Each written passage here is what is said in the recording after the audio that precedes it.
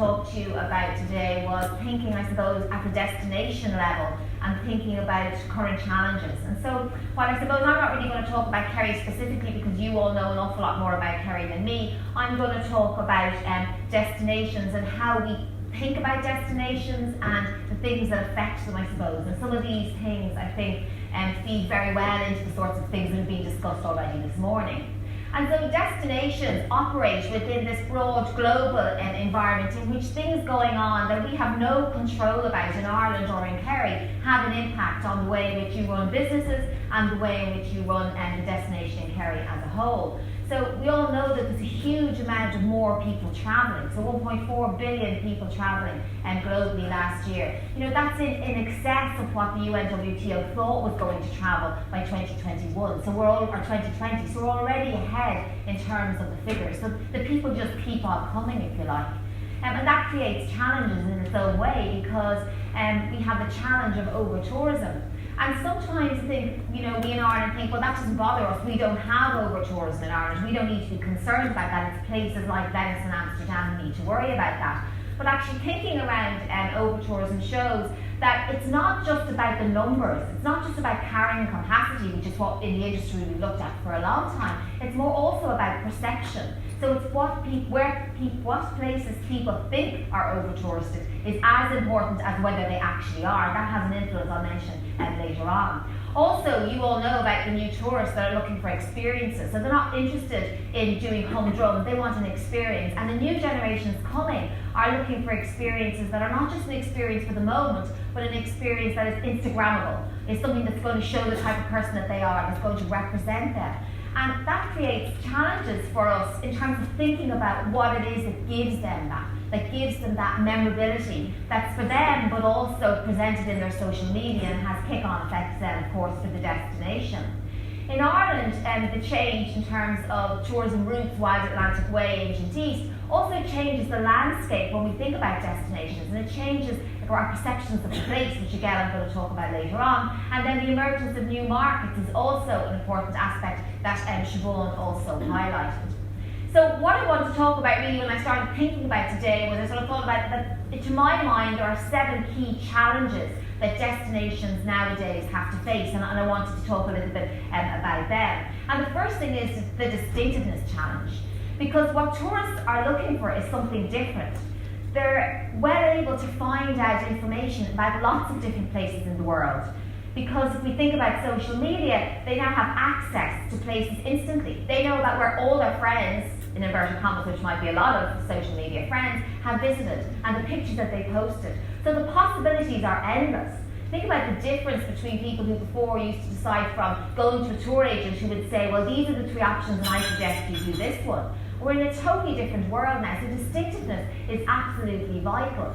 They're looking for an experience and something that the experience, I suppose, can encompass the sort of person that they are and that they want to portray. And I've seen, tourist attractions now increasingly showing, and adhering to what these people are looking for. I was at a tourist attraction in Austria recently, and I noticed that they had footprints in the tourist attraction of perfect places to take your picture for you to post online. So in that way, they're deciding how are you going to portray it, what's going to be behind me, and show my the destination or the business name in particular. So tourists are looking for distinctiveness, but then as a destination, you need to think about, well, what is it that makes you distinctive? And that distinctiveness may need to change over time. So what made a place distinctive 10 years ago and made it a leader may not now be distinctive anymore because everybody else has copied it. So that idea of distinctiveness is something that changes all the time. And I think really that's the challenge for destinations. I see destinations as like shapeshifters. They have to constantly shift in order to be what tourists want and to be what the residents and the businesses want within that area. It's not static. It has to change all the time. And sometimes it's in response to tourists that needs to happen. And then if we think about distinctiveness, we need to think about the story. And in Ireland, we're always very good about the story. But we need to think about what is the story that makes our destination distinctive, and how is that message sent, not just from one person or one business or from one tourist office, but how is that seamlessly sent from the destination as a whole? Because that's how the tourists experience it. And so it needs to be followed through. The second challenge for destinations is, what is the role of the DMO, this Destination Management Organisation? What's their key task, and has that changed? And in the context of over-tourism, what lots of people are writing about when they're thinking about DMOs internationally is, what is the purpose of a DMO? And traditionally the purpose is to market. What you want to do is you want to get as many tourists as you can into a destination and to allow businesses to thrive and local communities to have incomes, etc., etc. But if you start to think about over-tourism and think about how many tourists is enough, or have we got too many tourists, as is happening in some places, then you need to start thinking about management within destinations. And this creates huge challenges. And what I would say is that even destinations that haven't reached a point of over-tourism are now starting to think more about management. And that shift from marketing to management is a very important decision, because if you decide on that shift, or even a slight shift in terms of focus, then you're looking at different skills. You're not looking for marketing people now, you're looking for people who talk about management. How do we best manage the resources in the destination? How do we best manage the assets that we have? How do we manage our tourists and how they move and what they do, rather than focusing all of our energies on marketing? And of course, the challenge for destinations is that all parts of the destinations are never the same. You know, even when we talk about places like Venice and Amsterdam, it's not that every part in Venice is well, Venice is different, but if we think about, Amsterdam, we think about the Netherlands, we're not talking about the whole country being overrun with tourists. We're talking about differences in different places. And the nuances of what different places need are incredibly challenging for a DMO. Because then you have to start thinking at the destination level, well, do we want to influence the flow of tourists? Because then maybe we're not thinking so much about how many tourists we want to come in, we're thinking about when they come in, where do we want them to go, so that we're spreading tourism around, in your case, the county of Kerry. And so earlier on, we were talking about Culture Ireland marketing budgets and Tourism Ireland, and their role, if you like, is to attract tourists in. But then when they come here, you as business people and as members of destination and DMOs or local county councils, then have the control, if you like, or the responsibility of thinking about, well, how do we try and influence their decisions within our destination? And I think this is really challenging. Can we influence the flow of tourists, and how might we do that? And it seems to me that in Kerry that may be something that you in the forum are thinking about looking at. The third challenge, and this is maybe specific, it is really specific, I suppose, to thinking about Ireland and the position we are at the moment, is the challenge of place identity. We're currently doing some research on this at the moment in TU Dublin. I suppose what interests me in the whole concept of the Wild Atlantic Way is the fact that what tourists are often now coming, the place they're coming to is different to the place that we all live in, or we run our lives in. So the tourists are coming to the Wild Atlantic Way, but you are selling them Killarney or Kenmare or Dingle or whatever other part of Kerry you are in. And you might say, well, that doesn't matter. Why does that matter? But it sort of does matter, because what tourists are increasingly looking for is this idea of living like a local. That's why we're seeing the growth in things like Airbnb and experiences. They want to come to, let's use Killarney as an example, and live like it would be if they lived in Killarney. And so if they're talking about the Wild Atlantic Way and you're talking about Killarney or Kenmare, the words you're using are different, but also then the way that you converse with them, the tips, the signposting is all different. And so I suppose we need to think about how that might impact on their experience, but also thinking about the challenges from all of your point of view of the brands that you have built up in the different parts of Kerry, and those brands that you spent lots of energy building and refining. But now when we come in with these broader brands or umbrella brands, how do these brands connect? And this is something that we've been looking at, not in Kerry, but further up the coast. The fourth challenge then is the changing form of the tourism provision, and this was mentioned in the last panel. The people who are providing tourism are no longer the traditional tourism businesses. They encompass lots of other individuals. So if we think about the gig economy broadly, think about Airbnb was mentioned earlier, so that's challenging in the accommodation sector. If we think about the food sector, we have the growth of Airbnb experiences, the Eat With, the Visit, all these sorts of sites that are peered, if you like, and experiences that are being offered by people who often aren't businesses at all. They're actually individuals who are making money on the side, or perhaps trying businesses, etc. So why does that matter? Well, from a destination point of view, why it matters is that you may have different perspectives. Those sorts of people running those sorts of enterprises may have a different outlook, different objectives. I guess they're not sitting in the room today. I guess they didn't get the survey because they're not within the realm of tourism businesses. And so when you're thinking about moving forward, I suppose we need to think about these elements and how they change a destination. Also, the tourists that they're bringing may be different to the regular tourists that are currently coming to a destination. And we're going to see more of those sorts of providers as time goes forward. The fifth challenge then, again, is specific to maybe, well, not specific to Ireland, but I suppose in the context of why the Atlantic Way is of particular interest here, is how do you link destinations together? And I think that there's an innate desire within every destination or every place that we want to keep people in the place we're in. So when people come to Killarney, you want to keep them in Killarney. When they're in Kenmare, you want to keep them in Kenmare. And when they ask you for suggestions of, well, what will I do today? I did interviews there recently up in the Westport area, and they said, well, I always suggest places for them to go for the day, but I always make sure they're never so far away that they wouldn't come back for their dinner. You know, which is a perfectly logical, practical, makes sense. And when I said to them, but like in the Wild Atlantic Way now, aren't you supposed to be pushing them up? Because that's what you're all supposed to be doing, is pushing them along the Wild Atlantic Way. But that's a sort of a very hard, different way of thought process for us to think about doing that. And that's really the challenge, because if those routes are going to work, that's what has to happen. But then how do we combine those two objectives?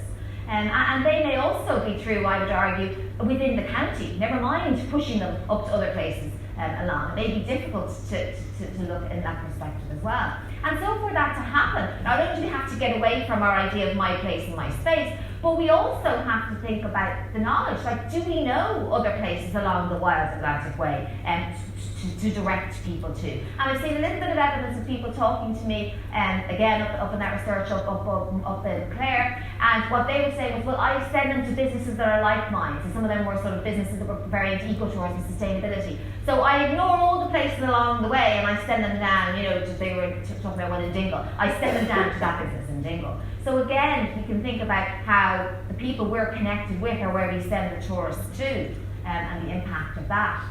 Emerging markets then were mentioned earlier on.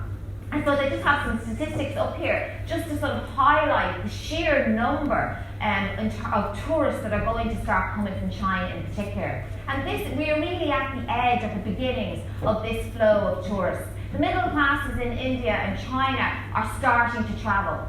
And you can see here, about 10% of the population in China at the moment has a visa and are travelling. That's going to increase to 20%. 300 million people are going to be travelling. And these are high spenders. The Chinese are currently the biggest spenders, account for about a fifth of all of tourism spending. So this is a market that I suppose lots of people are now looking to get into. And we can see that their high spend and their high consumption is what makes them very attractive. Why I'm highlighting them in particular, I suppose, is because these tourists, it's not just a case of simply there will be more tourists who will come to our destination. This market has particular needs that are different to other sorts of tourists. So, if we're looking for the Chinese market, we need to think about things like food.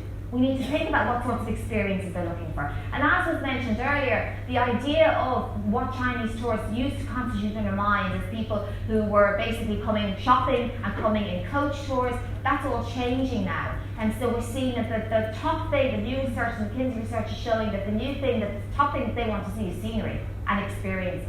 Shopping's still important and they're still spending on those things, but again, those are key things. But the offering has to be adapted to suit this sort of market. It's not just simply more tourists. But that's going to affect lots of destinations going forward. The seventh one then, the last one, and I ignored the sign down here, which is telling me 30 seconds left, is the challenge of measurement. And this is really, really key, I think, in destinations, is, how is performance measured? So every single one of you in this room as a business, if I asked you, you mightn't tell me, but you would know exactly what your occupancy is, or your revenue is, or your profits per quarter. You know them at the tip of your tongue. Yet as a destination, We don't have those sorts of measurements nationally in destinations at all. So then how do you determine success? How do you know if you had a good year? We don't. But you know in your business if you had a good year, yet in the destination we don't. But your business success is totally connected to your destination success. So that's a huge gap and it's a huge problem for destinations in Ireland. And benchmarking is connected to performance. Who is the best? And we're just about to start some research into UW. We've got funding to look at this issue. We're interested to think about how are destinations in Ireland, who are they benchmarking themselves against? Is it within Ireland? Are they looking internationally? How do they decide who is the best that they want to match themselves with? Is it more than economic factors? There's a big shift in thinking going on in academic literature at the moment about how do you define success? It's maybe not just economic performance. It's thinking about the social impacts, thinking about well-being. How do we measure well-being? How do we define it? How do we know if the people in Kerry are happy with tourism? And how do we see how that changes from year to year? So what sorts of all-encompassing measures? The big thing being talked about at the moment everywhere is the Sustainable Development Goals. How do we match them? Does it matter? As a destination, is that something that you want to have as an objective? So data is absolutely vital, but also how is it evaluated? What perspective does it come from? And so this is the last thing, I suppose, is putting all of these sorts of things together is, well, how do destinations nationally and internationally attempt to deal with all of these significant challenges and contextual issues? Well, the first thing is having a vision. And I suppose those sorts of questions I put up there guide that vision. What is important as a destination? Are there numbers? What are the objectives? Are there numbers of tourists? Even thinking in the context of over-tourism, where is the point of over-tourism? Where is the point? And over-tourism is an interesting one because it's not just about numbers. We've talked about carrying capacity for decades. It's not about that. Over-tourism defined by perspective. Do the residents think there are too many tourists? Do tourists think that it's too busy and it puts them off coming because there's too many tourists? So perspectives are what's being used internationally now to think about those sorts of issues. So what's the vision? What are the objectives? And future planning. And sometimes for us we sit and we think about where we are now and where we imagine things might be in 5 years' time. But what's coming in 10 and 15 years' time? And if any of you I have teenage children at home, and I look at them and think, how can you possibly be on the phone, be watching television, be having a conversation, be doing something else at the same time? But they are. They're totally different beings to what we are. I look at them and think, how am I possibly going to lecture people like when my 12-year-old, when she becomes, they become 18? Because they're just going to be different types of human beings because their lives have evolved differently. And so thinking about tourists then, how are they going to travel differently? What are they going to expect? So that future planning has to be key to a destination's success. And then something that has been mentioned today, and when Patrick asked me to come down, I was supposed to be 40 people in the room, and they said 180. I went, wow. So clearly that unity and that involvement and engagement is already in this destination. But that is absolutely key, that cross-sector approach in destinations, because it's not just about the tourism sector. The tourists experience everything within that destination. That's what makes up their end value, if you like, in terms of what they think. So the challenges for destinations nationally and internationally are immense, and sometimes we don't even know what's coming around the corner. But I think areas like Kerry are well able, if you like, to sort of predict what might be coming and think about how can we best deal with these sorts of challenges. So thank you very much.